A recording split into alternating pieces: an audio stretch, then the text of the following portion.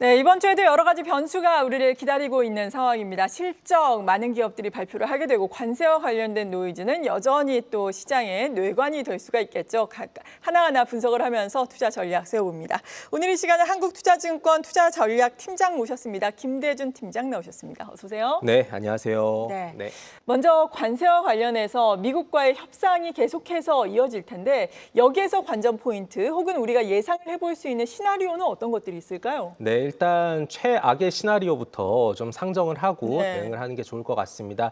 일단 우리가 겪을 수 있는 최악은 상호관세 25% 그대로 부과를 받는 것이고요. 왜냐하면 한미 FTA를 통해 가지고 우리가 그동안에 대미 무역에 있어서는 거의 무관세로 진행을 했는데 25%가 추가로 얹어지게 되면 지금 국내 기관 조사에 따르면 대미 수출 같은 경우에는 한 15% 내외, 그리고 국내 명목 부가가치 생산은 한 10조 원 정도가 사라진다라는 이야기가 있습니다. 그렇게 되면 국내 기업들의 실적이 악화되는 것도 뭐 당연하겠고요. 그래서 25%가 그대로 되는지 안 되는지 이게 가장 중요할 것 같고요. 혹시라도 지금 정부 고위 관계자들이 미국에 가서 협상을 진행하고 있는데 아마도 여기에서 좀 우호적인 그런 결과를 낸다라고 보게 되면 20% 이하 또는 그 정도 수준으로 좀 받는 게 가장 좋지 않을까라고 생각을 합니다.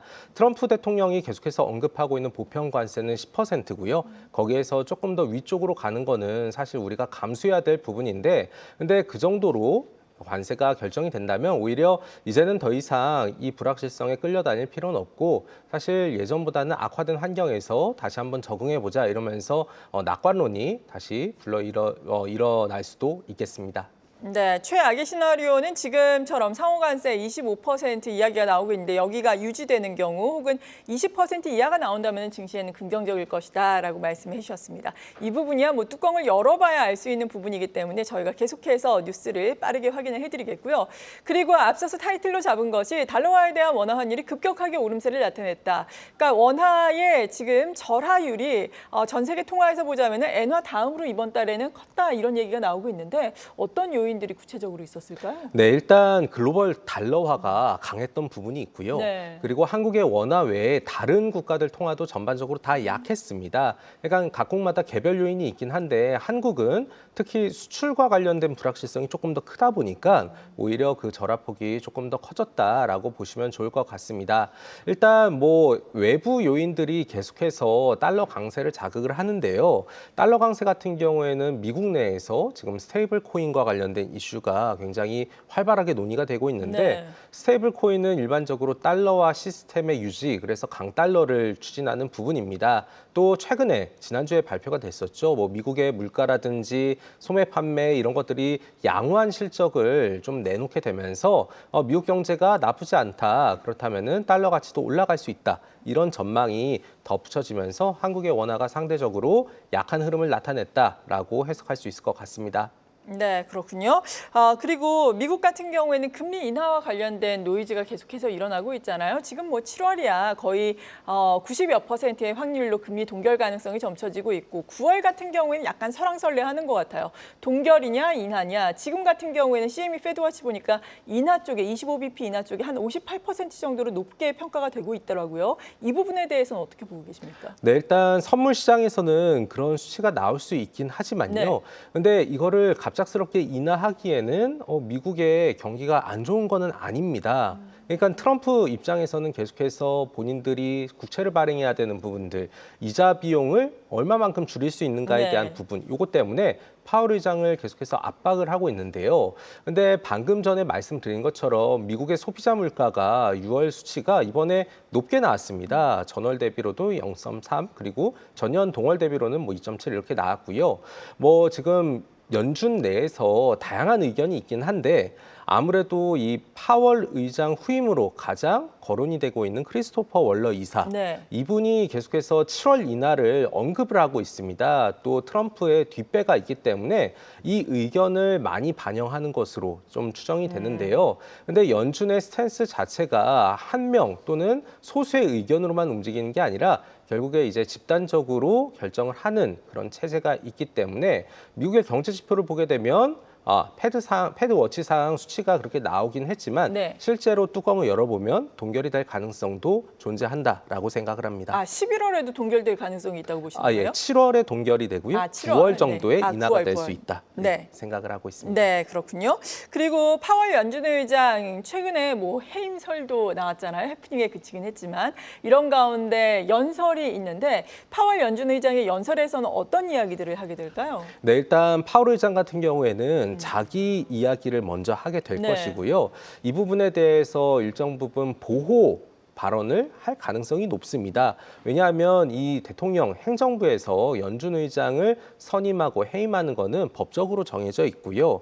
특별한 부당행위가 없는 한 사실상 이거를 고의적으로 물러내게 만들 수는 없습니다. 그래서 파월 의장 입장에서는 사실 트럼프가 걸고 넘어졌던 게 연준의 건물 에클스 빌딩이라고 하는 게 네. 있거든요. 1930년대에 만들어진 건데 100년 지나가지고 보수공사한 거에 대한 실질적인 비용 이런 것들을 먼저 얘기를 해줄 가능성이 높고요. 그 다음은 연준의 금리 인하 스탠스에 대해서 부연 설명을 하게 될 것입니다. 지금 관세 이슈가 미국 내에서도 불확실하게 작용을 하고 있지만 실제 지표는 관세의 영향은 아직 덜 받고 있는 것으로 보여지고 생각보다 미국 경제가 탄탄하다 보니까 여기에서 금리를 더 빠른 속도로 내려서 이 인플레 압력을 다시 불지피는 과거로 돌이켜보면 이 폴 볼커가 아니라 아서번즈 형태로 자기가 인식되는 거를 굉장히 꺼리는 네. 발언을 하게 될 것입니다. 그래서 아마도 연준의 스탠스 여기에 대해서는 금리 인하는 예전과 똑같이 데이터를 보고 판단하겠다 이런 과거의 복습 발언을 할 가능성이 높다고 생각을 합니다. 네, 그러겠죠. 2분기 실적 시즌이 이번 주에 우리나라에서는 본격화되게 됩니다. 굵직굵직한 기업들 대표적으로 SK 하이닉스라든지 현대차 등이 또 실적을 발표를 하게 되는데 2분기 실적에 대한 기대감은 지금 어떻게 가지고 계세요? 지금 굉장히 낮아져 있습니다. 지금 순이익 전망치가 네. 이제 애널리스트 추정치를 종합해서 확인이 됐는데 2분기 같은 경우에는 48.2조 원 정도로 추정이 됩니다. 근데 이게 주간 단위로 보게 되면 계속해서 하향 조정이 되고 있는 상황입니다.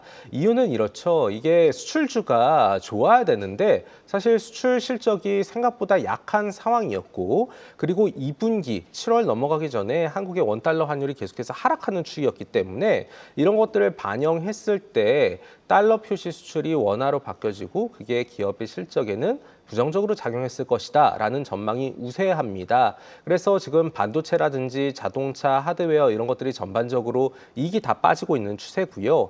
반면에 내수와 관련된 부분들, 뭐 증권이나 은행, 뭐 건설, 보험 이런 내수 산업들만 조금 이익이 올라가는데 사실 이 내수 산업은 수출 산업에 비해서 사이즈 자체가 작습니다. 네. 그래서 이익 추정치는 지금 하향 조정이 되고 있고 투자들의 눈높이도 전반적으로 계속해서 낮아지고 있는 추세다라고 봐주시면 좋을 것 같습니다. 네, 미국에서도 빅테크를 중심으로 한 실적 발표가 있잖아요. 이들 기업들은 어떤 점을 확인을 해야 되는 건가요? 네, 이번부터 이제 본격적인 미국의 네. 어닝 시즌이 진행이 되는데요. 일단은 23일을 기준으로 해서 이 구글의 모회사인 알파벳과 그리고 테슬라가 발표가 됩니다.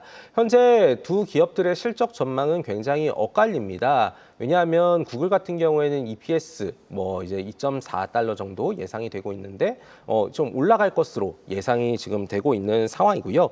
반면에 테슬라는 EPS가 0.43달러 정도 보고 있는데 전년 동기에 비해서 20%가량 하락할 것이다 얘기를 하고 있습니다. 근데 이런 실적 전망 같은 경우야 예상치가 있기 때문에 투자자들이 뭐 보고 있는 상황이고요. 오히려 이것보다는 향후의 가이던스 그리고 CEO들이 어떤 이야기를 하는지에 조금 더 집중을 할 것입니다. 아마도 알파벳 같은 경우는요. 지금 다른 업체들이 굉장히 빠르게 나아가고 있는 AI에 대한 부분들 여기에 대해서 어떤 전략을 쓸 것인가 라는 걸 투자자들한테 납득시켜야 될 것이고요. 테슬라는 로봇 택시를 출시를 했습니다. 네. 그리고 이것에 대한 전망, 향후 자율주행에 대한 기술, 그리고 미국 행정부의 규제를 어떻게 피할 수 있을 것인지 이런 이야기를 해주게 된다면 실적과 더불어서 주가를 끌어당길 수 있는 요인이 된다라고 보는데 만약에 일론 머스크가 거기에 대해서 뚜렷하게 발언을 하지 못하게 된다면 실적에 이어서 실망감도 굉장히 크게 발생할 수 있다. 그래서 이번 실적 발표는 굉장히 중요하다. 꼭 지켜보셔야 되겠다 말씀드리겠습니다. 네, 알파벳과 그리고 테슬라 실적 발표의 관전 포인트 팩트 살펴봤습니다. 그리고 7월 1일부터 20일까지의 수출입 데이터 지금 전년 동월 대비해서 2.2% 감소한 것으로 나타났는데 일평균은 그래도 괜찮았어요. 이런 가운데 뭐 반도체라든지 자동차, 선박 수출은 괜찮았는데 또 대미, 대중 수출은 감소한 것으로 나타났는데 어떻게 봐야 되겠습니까? 네, 일단 전반적으로 수출 자체가 부진하다라는 거는 우리가 깔고 네. 가야 될 것 같습니다. 왜냐하면 미국 같은 경우에는 관세 때문에 수출이 어려워졌고요. 중국은 경제가 안 좋기 때문에 우리가 생각보다 물량을 풀어내지 못하고 있습니다. 그렇기 때문에 수출 증가율은 악화가 되고 있는데 그나마 반도체 같은 경우에는 한국의 수출 경쟁력이 좋고요. 이 제품은 해외에서 소비를 할 수밖에 없습니다. 그래서 전체 수출과 다르게 두 자릿수를 유지하고 있고요. 그리고 또 추가로 말씀드릴 수 있는 부분이 한국 같은 경우에는 분기 말마다 다음 분기의 전망치를 발표해 줍니다. 근데 3분기 수출 전망이 2분기보다 좋아지긴 하지만 완전한 회복을 얘기할 정도는 아니고요. 품목별로 보게 되면 반도체나 선박 그리고 생활용품 정도는 좋고 반면에 자동차 부품, 가전 이런 것들은 좀 안 좋게 나오는 상황입니다. 그래서 오늘의 수출 실적은 지금 한국이 갖고 있는 전망에 부합한 그런 결과라고 보시면 좋을 것 같습니다. 네.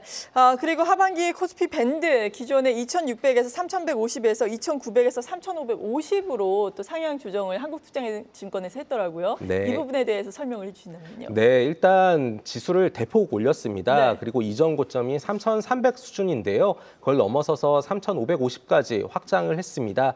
뭐 이유는 간단합니다. 지금 정부에서 추진하고 있는 증시 부양책이 과거에 한국을 계속해서 억누르던 코리아 디스카운트를 해소시켜 줄 수 있다라고 이제 믿었습니다. 그렇기 때문에 한국은 그동안에 뭐 10개월 선행 주가 수익 비율이라고 하는 PER 기준으로 하게 되면 10배 수준에서 왔다 갔다 하는데요. 그리고 그 밑에서 계속 유지가 되는데 지금 정부에서 추진하고 있는 상법 개정 네. 여기에는 기업 이사의 주주 충실 의무가 들어가게 되고요. 그리고 뭐 3% 룰과 같은 명가 주주 환원을 강화할 수 있는 이슈가 있습니다.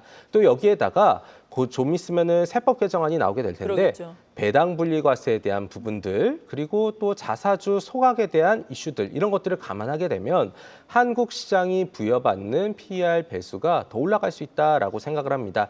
현재 한국은 한 10.7배 정도가 되고요. 미국 같은 경우에는 23배 그리고 글로벌 전 세계 증시는 18배 정도가 되는데 한국 굉장히 낮습니다. 그래서 제가 생각하기로는 11.5배까지는 충분히 올라갈 수 있다라고 판단을 했고요. 그 과정에서 지수화하게 되면 3,550이라는 이전 고점을 넘어서는 수치가 나왔다라고 말씀을 드리겠습니다. 네, 지난주부터 계속해서 코스피 같은 경우에는 1,200선 안착을 하기 위해서 1,200선을 전후해서 계속해서 움직이고 있는 상황인데 이럴 때도 상단을 뭐 3,550까지 놓고 본다면은 매수의 기회를 삼을 수 있겠다 이렇게 보시는 거예요? 네, 아직까지는 충분히 가능성이 있다고 보고 있고요. 지금 한국 시장에서 이 머니플로우, 그러니까 자금의 이동이 굉장히 가파르게 일어나고 있습니다. 네. 최근에 언론 조사를 보게 되면 재테크 수단으로 이제 부동산이 아니라 주식도 꼽았다 이런 이야기가 많이 나오고 있거든요. 근데 여기에서 배당에 대해서 과세도 분리과세를 해주게 된다면 이제는 여기에서 안정적으로 우리가 1년간에 한 번 배당도 아니고 이제 분기 배당, 반기 배당도 나오거든요. 그래서 이런 측면에서 보게 되면 한국 시장 아직 투자하기에 괜찮다라고 보고 있고요. 오늘 삼성전자처럼 모든 투자분들이 많이 물려있는 그런 기업도 있는데 충분히 상승 여력이 있습니다. 그래서 투자할 수 있다라고 보고 있고요. 그래서 전반적으로 이제 전략을 좀 종합해서 말씀드리면 네. 뭐 처음 서두에 관세와 원화 약세 말씀드렸는데요. 이게 외국인 순매도를 촉발하기 때문에 부정적이긴 합니다. 하지만 그럼에도 불구하고 성장성이 있는 산업에 대해서는 외국인이 사기 때문에 관련된 산업들을 좀 지켜보자 말씀드리겠는데요. 일단 삼성전자를 중심으로 해서 업종을 골라보게 된다면 조선이나 방산원전은 아직까지도 유효하다라고 말씀드리겠습니다. 네, 이렇게 시장의 큰 그림 그려보면서 자세한 지금 시점에 필요한 투자 전략까지 들어봤습니다. 한국투자증권의 김대준 투자전략팀장과 함께했습니다. 고맙습니다. 고맙습니다. 계속해서 다양한 경제 이슈를 알고 싶다면 구독과 좋아요, 알림 설정 부탁드립니다. AI 캐스터 권미정이었습니다.